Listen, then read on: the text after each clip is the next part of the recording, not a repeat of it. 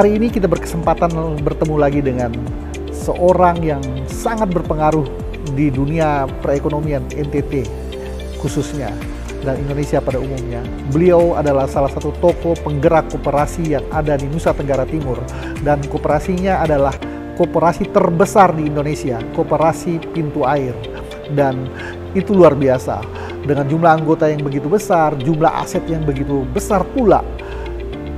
Penampilan atau kehadiran Koperasi Pintu Air di NTT sangat berpengaruh terhadap perkembangan perekonomian di tanah air, khususnya di Nusa Tenggara Timur tercinta ini.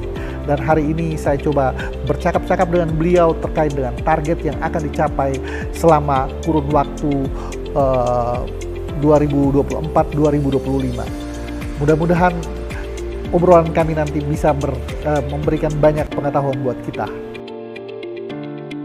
Memang target kami untuk jumlah anggota 1 juta itu pada Desember 2025, berarti tahun depan, dan dengan maksud untuk kita punya masyarakat supaya setelah anggota itu lalu kita edukasi masuk ke UMKM. Jadi setiap anggota harus punya usaha-usaha kecil yang kreatif agar untuk menopang ekonomi mereka secara baik. Kemudian sedang jalan saat ini kami sudah melepaskan produk baru yang dikenal dengan Jempola. Jadi satu jenis kredit yang paketnya paling tinggi 5 juta. Jadi 1 juta, 3 juta, dan 5 juta. Itu dengan maksud untuk memberikan semua masyarakat yang ada di satu wilayah, katakanlah suatu RT, kita ajak semua masyarakat untuk tergabung dengan maksud untuk mereka mulai membudayakan karakter rajin simpan, rajin pinjam, dan rajin angsur. Dan ini bagi kami yang kami melihat kurang lebih 29 tahun yang kita jalani ini, kita lihat ini yang menjadi dasar untuk masyarakat. Karena tanpa masyarakat punya karakter, yang punya kebiasaan menabung, lalu pinjam, lalu uang itu untuk diproduksikan atau kreasi, ekonomi kreatif, dan itu setelah mereka pinjam kan mereka harus angsur atau bayar.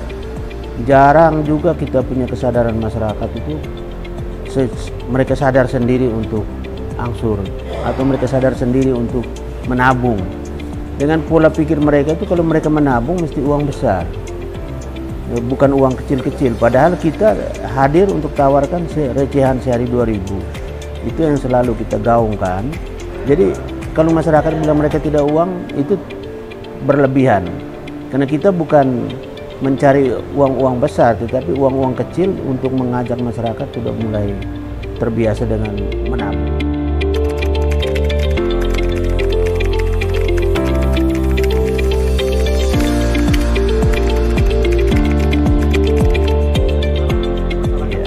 Kira itu menjadi bagian untuk kita.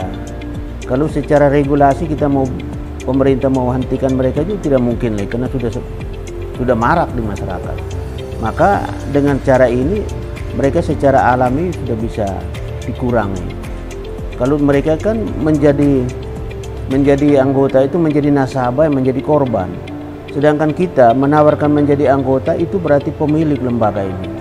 Sedangkan kami itu hanya amanat atau mandat dari mereka untuk kita kelola dengan baik. Jika kami kelola menyimpang, mereka punya hak untuk menggantikan pengurus yang baru, pengawas yang baru. Jadi saya kira itu mereka punya lembaga, hak mereka untuk menentukan lembaga ini arahnya kemana. Sedangkan harian, mereka itu hanya menjadi korban. Ya, itu yang saya lihat selama ini.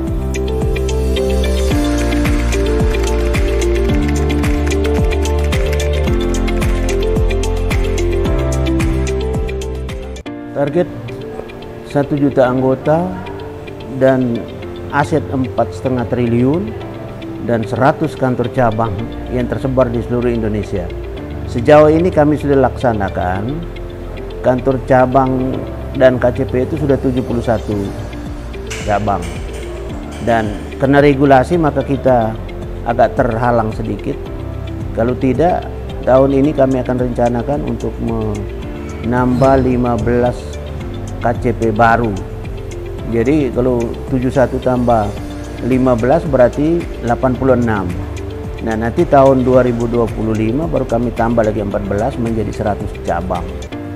Tetapi kita lihat regulasi saat ini, lalu pemerintah yang akan mengganti ini kan juga kita belum tahu, karena kita menghadapi tahun politik.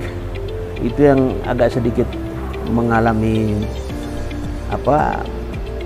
rencana kami itu tidak jalan sesuai dengan apa yang kami rencanakan. Lalu itu untuk jadi anggota kami sudah tawarkan model pemberian kredit yang sangat murah, termasuk juga dengan ini pemasangan listrik masuk ini rumah. Dan banyak daerah-daerah yang ada di NTT atau di Indonesia ini pada umumnya, daerah-daerah terpencil itu belum ada mengalami ini penerangan listrik yang PLN. Ya, kalau rencana kita tahun ini diperkirakan 500.000 anggota baru, ini. Tapi saat ini baru 400.000 anggota baru, anggota yang terdaftar di saat ini.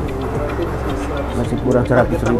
Target tahun ini 110.000, jadi totalnya 500.000 anggota. Kira-kira itu bisa tercapai, Pak? Ya, puji Tuhan kalau memang semua bagian atau strukturnya yang kita bangun itu bisa.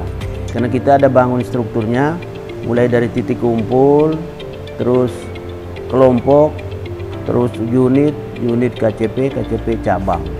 Jadi ada 5 struktur ini. Kalau semua ini struktur ini bisa bekerja secara maksimal, kita target satu hari ini 1 bulan 130 anggota baru.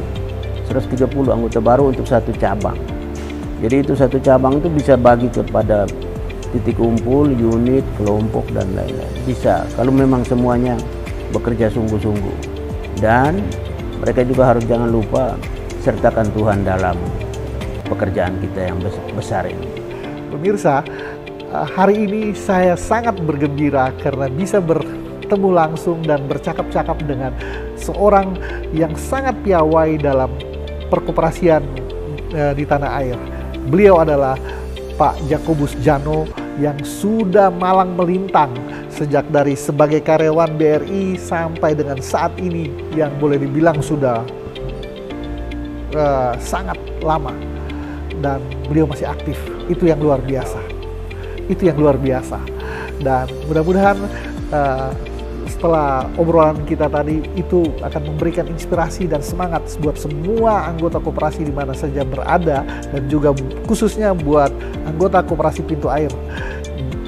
Mari kita sama-sama mendukung kegiatan dan rencana besar dari koperasi Pintu Air. Terima kasih.